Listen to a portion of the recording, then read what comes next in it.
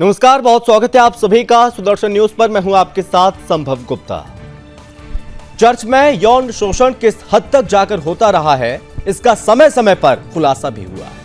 Roman Catholic church सहित अन्य कई प्रकार के चर्च इस अपराध के दोषी रहे हैं। वेटिकन द्वारा जिन्हें आर्च बिशप बनाया गया, ऐसे लोग भी यौन अपराध के जिम्मेदार रहे हैं।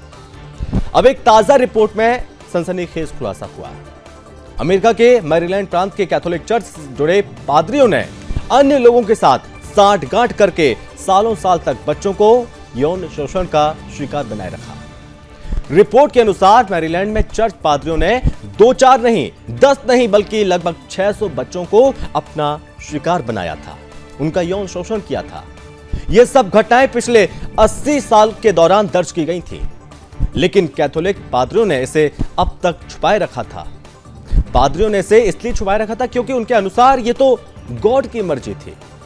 पादरी इन हरकतों में बीते 80 सालों से लगे हुए थे, लेकिन आज तक इन मामलों पर कोई कार्रवाई नहीं हुई। कारण यही था कि चर्च का प्रबंधन तंत्र ऐसे सभी मामलों को दबाता रहा। आज इसी पर करेंगे चर्चा, लेकिन उससे पहले आपको एक रिपोर्ट दिखाते हैं।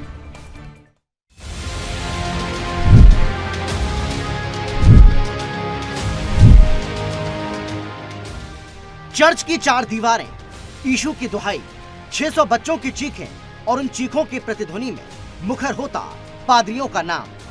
अंदर तक झकझोर कर रख देने वाली ये घटना है अमेरिका के मैरीलैंड स्टेट की, जहां चर्च के पादरियों ने 600 बच्चों का यौन शोषण किया। फादर के भेष में भेड़ियों ने सालों तक बच्चों के साथ दरिंदगी की सारी हदें पार की। हैवारों की जमात में 1 नहीं, 2 नहीं बल्कि पूरे 156 पादरी शामिल थे, जो मजबूर बच्चों को चुन चुन कर अपना शिकार बनाते थे। जब बच्चे दर्द से कराहते थे तो उन्हें बताया जाता था कि यही यीशु की मर्जी है। अगर किसी से इसके बारे में बताया तो तुम्हारा परिवार नर्क में जाएगा।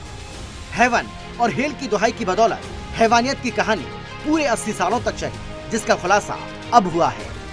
4 सालों तक चली जांच के बाद पूरी घटना सामने आई है। मैरीलैंड के अटॉर्नी जनरल एंथनी ब्राउन ने बुधवार को 463 पेज की रिपोर्ट जारी की, जिसमें विस्तार से बताया गया ये किस तरह से और कब से बच्चों के साथ हैवानियत की जा रही थी। इस रिपोर्ट में ऐसे किसी भी आरोपी का नाम सामने नहीं आया है जो फिलहाल पादरी वर्ग में सेवा कर रहे हैं। इस रिपोर्ट से पूरी दुनिया में हड़कंप मच गया है। आपको बता दें कि 2002 में कैथोलिक चर्च में यौन शोषण का मामला सामने आया था। बहरहाल फादर के भेष में घूम रहे दरिंदे कहीं भी हो सकते हैं, जिन्हें पहचानने की जरूरत है। सुदर्शन न्यूज के लिए हेमंत श्रीवास्तव की रिपोर्ट। तो पापी पादरियों का चर्च लोग था जहां पर 600 बच्चों का यौन शोषण किया जाता रहा। ये चर्च का महापाप जो कि खुलेआम चलता रहा 1-2 साल से नहीं बल्कि 80 वर्षों से। लेकिन अब रिपोर्ट आई है, इस रिपोर्ट से न्याय की उम्मीद भी लगाई जा रही है। आज इसी पर करेंगे चर्चा। हमारे साथ मेहमान भी जुड़ गए हैं। सबसे पहले परिचय करवाते हैं। हमारे साथ हैं रमेश कुमार जी, हैं मसीह शांति सेना से। रमेश जी, बहुत स्वागत है आपका। चक्रपाणी जी महाराज हैं अध्यक्ष हिंदू महासभा से। चक्रपाणी जी महाराज, आपका बहुत स्वागत है। और साथ ही साथ हमारे साथ ज्वाइन कर रही हैं न्यूज स्टूडियो से ही ह्यूस्टन की वरिष्ठ पत्रकार हैं संगीता दुआ जी। संगीता जी, आपका भी बहुत बहुत स्वागत है। शुरुआत में आपसे ही करूंगा संगीता जी। यह मामला सामने आया कि चर्च में क्या क्या गुल खिलाए जाते रहे बीते 80 वर्षों से। क्योंकि आप अमेरिका में ही रह रही हैं, अमेरिका के हालात क्या हैं, उन चर्च के हालात क्या हैं, उन चर्च में क्या कुछ होता है, क्या आप बता सकती हैं उनकी सच्चाई? संगीता जी। जी, बहुत बहुत शुक्रिया मुझे आमंत्रित करने का और अपने इस प्रोग्राम से जोड़ने का और दर्शकों से इस बात को एक्सप्रेस करने के लिए बहुत बहुत धन्यवाद। जहाँ जिस तरह से आपने कहा है कि ये चीज़ें बहुत सालों से होती आ रही हैं और इसमें सच्चाई यही है कि इन चीज़ों को छुपाया जाता है, क्योंकि अमेरिका में ऐसा माना जाता है कि जो चीज़ अमेरिकन्स करते हैं या जो चीज़ चर्च के अंदर हो रही है वो ठीक हो रही है, और जो चीज़ मंदिरों के अंदर या किसी और धर्म स्थान के अंदर हो रही है, गलती वहाँ है, कमियाँ वहाँ है।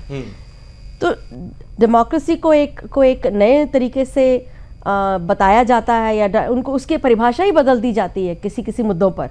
ये भी उनमें से एक ही ऐसा ही मुद्दा है जिसमें परिभाषा बदल दी गई है कि सच क्या है, गलत क्या है, ठीक क्या है। और बच्चों, स्पेशली बच्चियां जो छोटी हैं, जिनका अभी दिमाग भी पूरी तरह से विकसित नहीं हुआ है, ऐसे बच्चों को जो आप बताएंगे कि क्या गलत है क्या सही है, जिस तरह से आप उन्हें सिखाएंगे वो सीखेंगे, जो बताएंगे वही उनको पता चलेगा। तो जब अगर पादरी, जिनकी एक इतनी इम्पोर्टेंस होती है, जिन्हें जिस तरह से हम यहाँ पे गुरुओं को और भगवान के जो जब मंदिर में जाते हैं जिस तरह से देखते हैं, उसी तरह से वो लोग भी श्रद्धा रखते हैं। उनकी पादरियों में भी उतनी ही श्रद्धा होती है, वो भी उन्हें बिल्कुल अपनी सीक्रेट्स बताते हैं, जाके अपने कन्फेस करते हैं चीज़ें। इस तरह से वहाँ का एक कल्चर है, वहाँ एक सिस्टम है जहाँ आप अपनी बात को जाकर बता सकते हैं। और जब छोटी छोटी बच्चियां जो वहाँ काम, जिस तरह से आपने बताया, एक नहीं दो नहीं बल्कि 500 से ज़्यादा छोटी छोटी बच्चियों का शोषण होता रहा, सिर्फ इसी नाम पे कि ये सब गॉड की मर्जी है, सही है एंड इट्स राइट, जबकि वो राइट्स नहीं थी। ताजुब इस बात को लेकर कि सनातन में भी यही कहा जाता है कि जो बच्चे हैं वो भगवान का रूप होते हैं, लेकिन इनका ये कहना कि गॉड की मर्जी से हो रहा है, इसको कैसे हम परिभाषित करेंगे फिर? जी, वासुदेव कुटुंबकम की जब हम बात करते हैं कि पूरा विश्व हमारा घर है, हमारा परिवार है, तो वो बच्चियां भी वो हमारे ही परिवार का हिस्सा है। तो अगर हम उस नजरिए से देखें तो उनको संभालना, उनकी रक्षा करना भी अल्टीमेटली हमारा ही उत्तरदायित्व बन जाता है। इस तभी तो हमें सनातनी कहा जाता है। यही तो फर्क है उनमें और हमारे में। हम ये दृष्टिकोण रखते हैं कि चाहे बच्ची किसी भी धर्म की क्यों ना हो, किसी भी घर में पैदा क्यों ना हुई हो, आखिर वो बच्ची है, इस धरती की बच्ची है, यानी कि वो हमारे परिवार का हिस्सा है और हमारे ही घर की, हमारे ही परिवार की बच्ची है। अगर उस तरह से देखा जाता है तो हम डेफिनेटली आगे आएंगे और उसको ढंग से देखेंगे। लेकिन उनके हिसाब से वो एक उसको प्रिविलेज की तरह देख रहे हैं कि बच्चियां हैं, इनको कोई पूछने वाला है नहीं, इनके प्रोटेक्शन के लिए कोई है नहीं, तो वो अपना जो वासना है वो उनसे पूरी करते हैं। तो बहुत ही एक शर्म की बात है कि एक इतने अच्छे ओहदे पर बैठे हुए पादरी होते हुए इतना, मतलब ये गलत हुआ है और मैं बहुत खुश हूँ कि उसका ये पर्दाफाश हुआ है और ये चीज़ अब सामने आई है, तो अब दोषियों को सजा मिलनी चाहिए। जो कि हैरत की बात यह है कि दोषियों को सजा जरूर मिलनी चाहिए, लेकिन 80 वर्ष हो गए, समझा जा सकता है कि 80 वर्षों में 600 से ज्यादा बच्चों का यौन शोषण किया गया। ये वाकई में बहुत गंभीर बात है। रमेश जी, बाल शोषण पादरियों के कांड का खुलासा हुआ है, क्या कहेंगे आप? सच्चाई है, सच्चाई तो सब सामने आना चाहिए। पर एक चीज और भी कहना चाहूंगा कि ये जो रिपोर्ट आई है इसमें कहां तक सच्चाई है ये थोड़े दिन के आपको भी थोड़े दिन के बाद पता लगेगा। पर जो ये घटना घट रही है ये एक धर्म की बात नहीं है, ये हर धर्म में होता है। पर कुछ जगह ये बात अमेरिका में तो जो बहन संगीता बोल रही है वो अच्छा आप अच्छे से वो बता रही है, उस चीज को अच्छे से बताएंगे कि ये नहीं होना चाहिए। पर एक चीज हम बताएं कि जो आज की तारीख में भारत देश के अंदर भी बहुत सारी चीज चल रहा है, हम उसको नहीं देख रहे हैं, क्योंकि हर धर्म के जो धर्म गुरु हैं वो कहीं ना कहीं इस चीज में लिप्त हैं और कहीं ना कहीं है। तो एक ही धर्म नहीं है, एक ही धर्म को हम इल्जाम नहीं लगा सकते कि उन्होंने। रमेश जी, शायद आप भूल रहे हैं कि बच्चों के यौन शोषण के लिए पॉप को भी माफी मांगनी पड़ी थी, आपको याद होगा। नहीं, जब सच्चाई होगी किसी चीज में तो कोई भी आदमी माफी मांग रहा है, उसको सजा होना चाहिए। अगर गलत किया है, माफी मांगना कोई सोल्यूशन नहीं है उसका, पर अगर भारत देश के अंदर हो रहा है तो उसको सजा होना चाहिए। लेकिन इस रिपोर्ट पर आप क्या कहेंगे, जो रिपोर्ट सामने आई है कि 600 बच्चों का यौन शोषण किया जाता रहा? जो यौन शोषण हो रहा है वो तो एक काम कहूंगा मैं, ये गलत है कि किसी भी जाति या किसी भी धर्म के जो धर्मगुरु ऐसे करते हैं वो गलत है, उसको नहीं होना चाहिए। पर एक चीज कहूंगा मैं, दूसरा चीज ये भी कहना चाहता हूँ कि हमारे देश में भी बहुत सारे लोग हैं, बहुत सारे धर्मगुरु हैं जो आज की तारीख में यौन शोषण के मामले में। लेकिन रमेश जी, अगर हम बात करें भारत की, तो भारत में भी स्थिति अच्छी नहीं है। भारत में भी ऐसे चर्च हैं जो कि बिंदास पोल में सुरेश वाणके जी ऐसे कई मुद्दों को उठा चुके हैं, चाहे वो पालघर का मामला हो, चाहे वो केरल के मामले हो। केरल में किस तरह से ननों के साथ जो किया गया और पालघर में किस तरह से बाल शोषण के लोग शिकार हुए। हिंदुस्तान में चूंकि रमेश जी ये कॉमन है, पालघर में मैंने इससे पहले जिक्र किया, मैंने केरल का भी जिक्र किया कि केरल में चर्चों में क्या होता है, पालघर में क्या हुआ। इससे पहले उन मुद्दों को लेकर सुदर्शन न्यूज लगातार लोगों को यह बताता रहा है कि यहां पर भी चर्च में स्थिति ऐसी अच्छी नहीं है। नहीं, भारत देश के अंदर आप स्थिति देखेंगे और देशों की अपेक्षा भारत देश के जो ईसाई समुदाय है बहुत अच्छे से बहनों का पालन पोषण कर रहा है। ठीक है, आप एक भी गलती नहीं निकाल सकते, कुछ होगा, अगर कुछ कमी होगी तो उसको सुधार किया जाएगा। वैसे आज तक का यूपी, उत्तराखंड, आप हरियाणा, पंजाब आप देख लीजिए, चाहे दिल्ली देख लीजिए, आज तक आपको कोई मामला नहीं मिला होगा कि जो घटनाएं आप जो इल्जाम लगा रहे हो। और आप और धर्म में आप देख सकते हो, चाहे यूपी का मामला हो, हरियाणा का मामला ये हो, मैं इल्जाम नहीं लगा रहा हूं रमेश जी, ये चीजें सबके सामने हैं। जो कैथोलिक चर्च में हुआ है वो भारत में भी हुआ है, दोनों में समानता यही है, महिलाओं के साथ भी और बाल शोषण भी, सब कुछ हो रहा है उन चर्चों में। नहीं, अगर चर्चा में हो रहा है तो सरकार क्या कर रही है? आप जब रिपोर्ट दे रहे हो, अमेरिका एकदम निष्पक्ष जांच करता है, सारी रिपोर्टें सही से एग्जैक्ट और सबसे प्रिंट करता है। आपकी सरकार देश में चल रही है और सरकार क्या कर रही है? अगर गलत हो रहा है तो आप उसको जेल डालो, और अगर गलत नहीं हो रहा है तो खाली इल्जाम लगाना कि चर्चों में ऐसा हो रहा है, ये तो एकदम सरासर गलत है और ईसाई समुदाय की बहुत बेइज्जती की बात है। महाराज जी, कितना घिनौना कृत्य है। वो बच्चे जिनका यौन शोषण हुआ, वो बच्चे जो मजबूरी में यहाँ पर रह रहे थे या जो मजबूरी में नौकरी यहाँ पर कर रहे थे।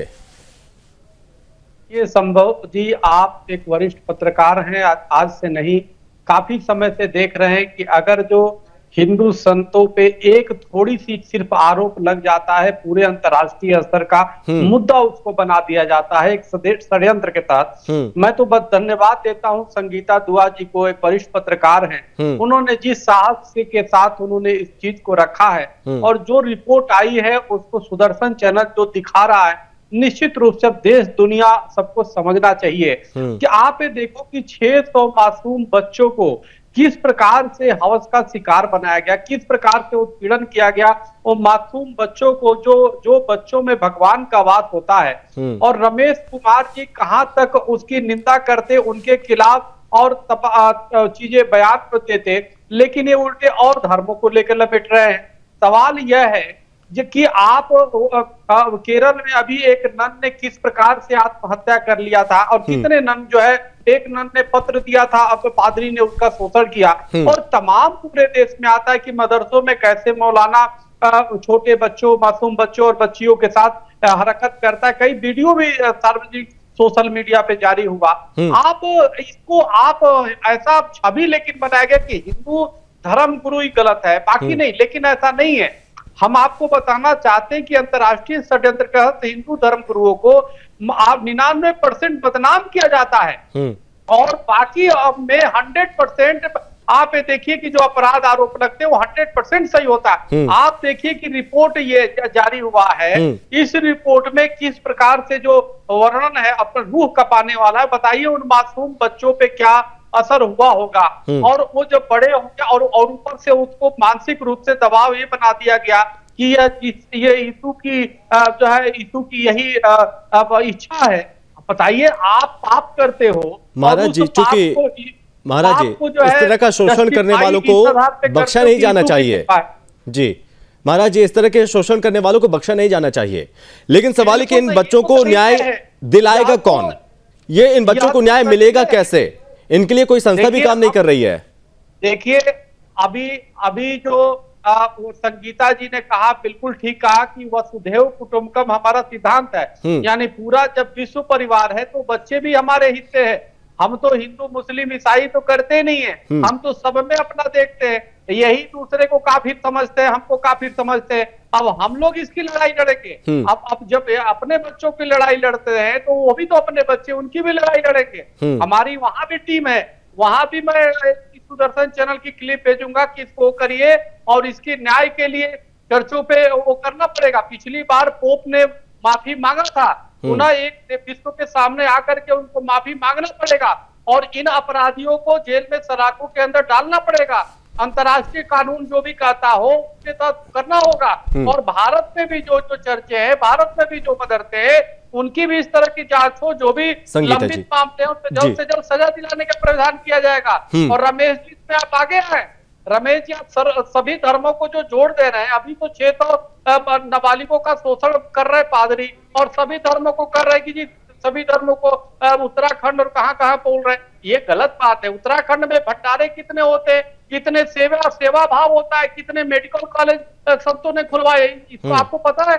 आप तो वनवासी क्षेत्रों में जाके पादरी जो है धर्मांतरण कराती मिशनरिया, लेकिन हिंदू समाज के हम याद है कि जयेंद्र सरस्वती जी महाराज जब जंगलों में जाके वनवासियों के पास शिक्षा और अनाज बांटने का काम करते थे।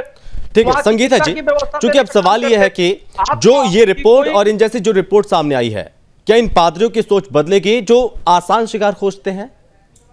बिल्कुल, देखिए ये संगीता जी, महाराज जी मैं आपके पास आ रहा हूं। संगीता जी जी, इस बात पे सबसे पहले तो जिस पत्रकार ने ये रिपोर्ट तैयार करी है, मैं उनकी प्रशंसा करना चाहूँगी कि जिस जोश के साथ उन्होंने ये रिपोर्ट तैयार कर और इस दुनिया को दिखाया है कि वहाँ क्या हो रहा है, उनके लिए वो प्रशंसा के काबिल है।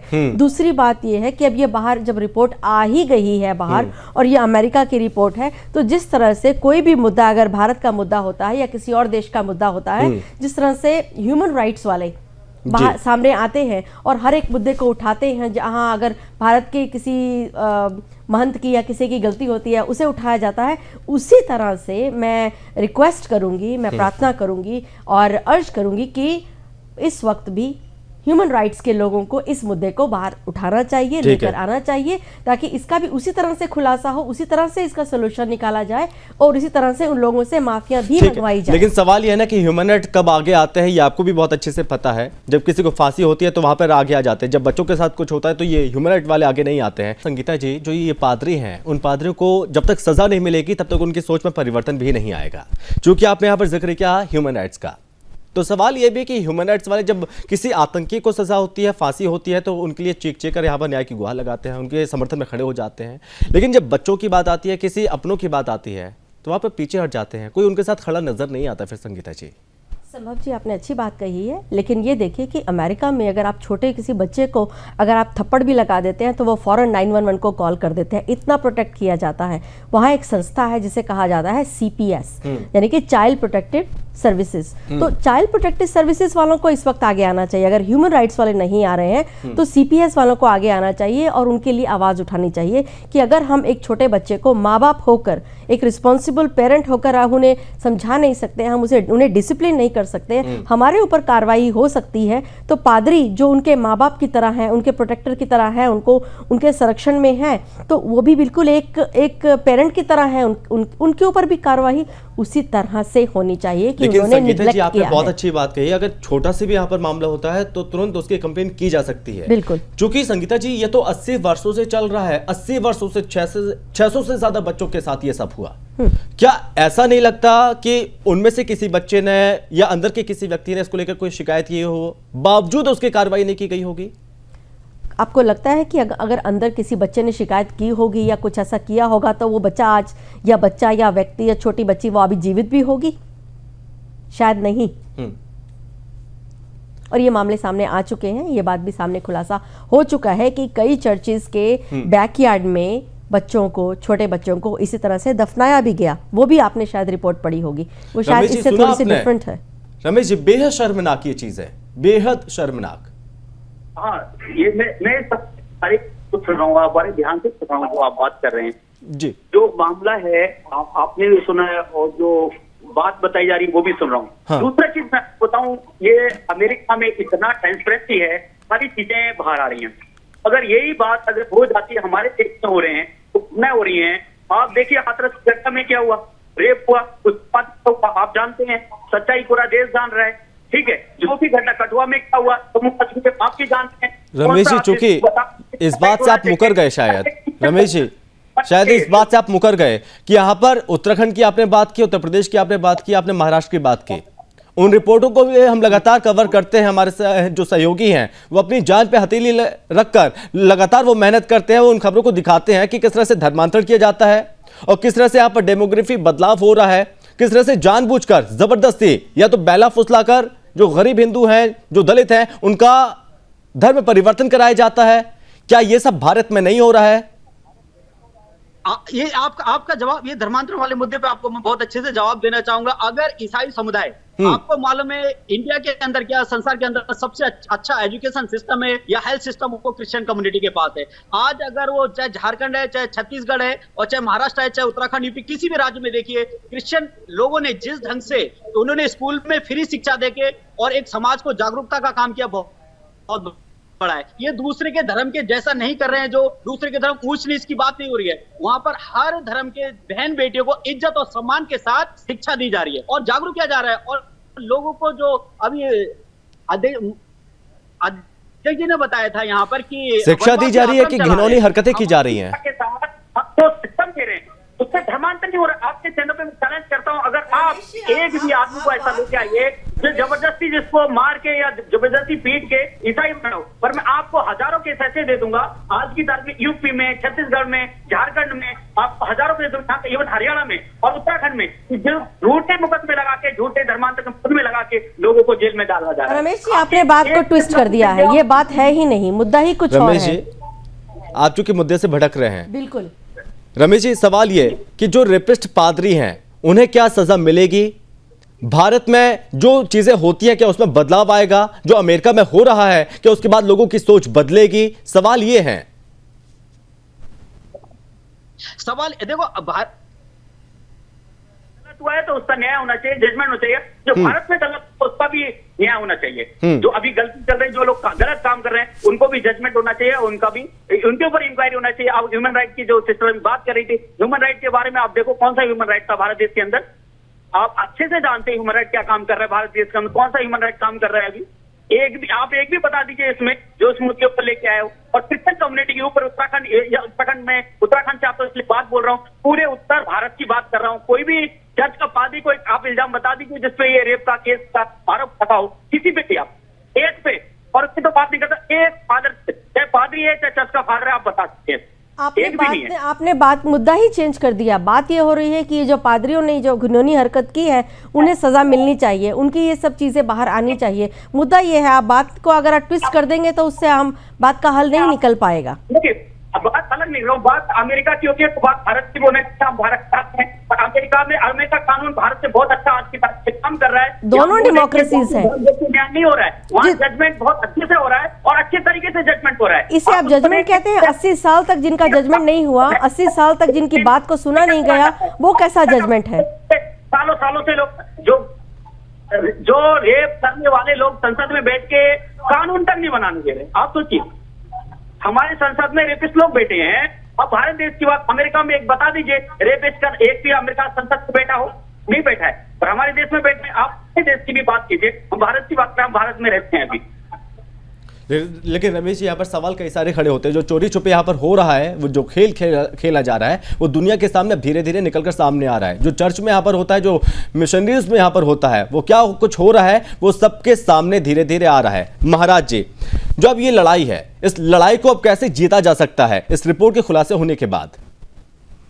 देखिए संभव जी, जब रमेश जी जैसे मसीह शांति सेना के प्रबुद्ध व्यक्ति ही जब उनकी बचाव कर रहे हैं, सवाल यह है कि इनको फोकस होना चाहिए। मेरा तो मानना ये है, आप जो कह रहे हैं कि जी मानवाधिकार आयोग या चाइल्ड जो संस्था है वो क्यों नहीं आ रही है, भाई रमेश जी जैसे लोगों को खुद खड़ा होना चाहिए, आगे बढ़ना चाहिए कि इन दरिंदों को हम सजा दिलवाएंगे। दरिंदे तो दरिंदे होते हैं ना, आप दूसरी की बात करके, दूसरे धर्म की बात करके इन दरिंदों को क्यों छुपा रहे हैं? अब ये 600 हुआ, 6000 लोगों का शोषण करेंगे। आप इन दरिंदों की जब रिपोर्ट के माध्यम से पहचान हो गई तो इनको सलाखों पे कब तक लटकाया जाए, उसके लिए आपको रणनीति बनाना होगा, आपको मंच पे आना होगा। महाराज जी, चूंकि यही तो बात है कि बड़े शर्म की बात है हम सबके लिए, लेकिन इन लोगों के लिए बड़े गर्व की बात होती है। ये नहीं गर्व की बात है, लेकिन शर्म की बात है। जहाँ पे हमारे यहाँ तो देखो, यत्र नारेषु पूजन्ते रमन्ते तत्र देवता, नारी का सम्मान हमारे यहाँ पहले है।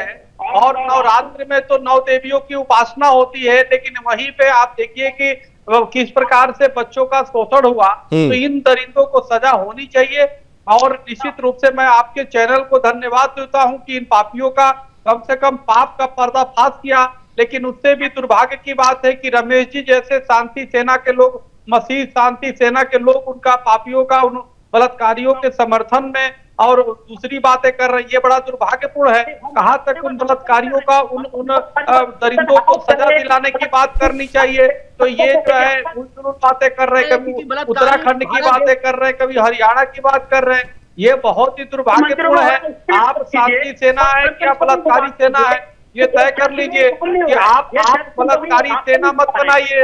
चलिए एक आखिरी कमेंट ले लेता हूं मैं, संगीता जी आप जी, संगीता जी आखिरी कमेंट के तौर पे बोलिए। जी, मैं बिल्कुल सहमत हूँ महाराज जी से, जो उन्होंने कहा कि हमें मुद्दे से भटकना नहीं है, हमें फोकस सही रखना है। फोकस क्या है कि ये जो बच्चियों के साथ ये कुकर्म हुआ है, ये हुआ है, ये प्रूव हो चुका है, ये रिपोर्ट आ चुकी है, ये रिपोर्ट ये प्रूवन है। अभी आगे किया जाना चाहिए, आगे उत्तराखंड की बात लाके या यहाँ इधर दूसरी तीसरी बात लाके मुद्दे से भटकाना नहीं चाहिए। हमें मुद्दे पर टिके रहना चाहिए और ये देखना चाहिए कि अगर आज भी, चाहे 40-40 साल बाद भी, चाहे 70 साल बाद भी, चाहे इतने सालों के बाद भी अगर हो रहा है, तो at the end of the day, जैसे कहते हैं कि सत्यमेव जयते, सत्य की जीत होनी चाहिए। पापियों का पाप का जो है होना चाहिए, जिसको हम क्या कहेंगे, दहन होना चाहिए रावण की तरह, और ये चीज किल होनी चाहिए ताकि आगे आने वाले लोग ऐसा कुकर्म करने से बचे। बहुत अच्छी बात कही आपने। चलिए चूंकि वक्त की कमी है, यहीं पे रोकना चाहूंगा। महाराज जी आपका बहुत धन्यवाद, रमेश जी बहुत धन्यवाद, और संगीता जी आपका भी बहुत बहुत धन्यवाद इस चर्चा में शामिल होने के लिए। तो 31 करोड़ से ज्यादा की आबादी वाले अमेरिका देश में लगभग 50% है। बताते हैं कि अमेरिका में मैरीलैंड ही है जिसे कैथोलिक चर्च का पहला प्रांत कहा जाता है, और मैरीलैंड चर्च के अंदर हुए यौन शोषण के घृणित अपराधों के पीछे बल्टीमोर के आर्च डायोसीस से जुड़े लोगों की सम्मिलितता पाई गई है। लेकिन सवाल ये कि और जो पहली रिपोर्ट आई है या इन जैसी रिपोर्ट जो भी आई हैं, क्या उन पादरियों की सोच बदलेगी जो आसान शिकार खोजते हैं और गॉड की मर्जी जैसे शब्दों को के तले अपनी करतूतों को छुपा देते हैं? इस चर्चा में बस इतना ही। आप बने रहिए सुदर्शन न्यूज के साथ। जय हिंद।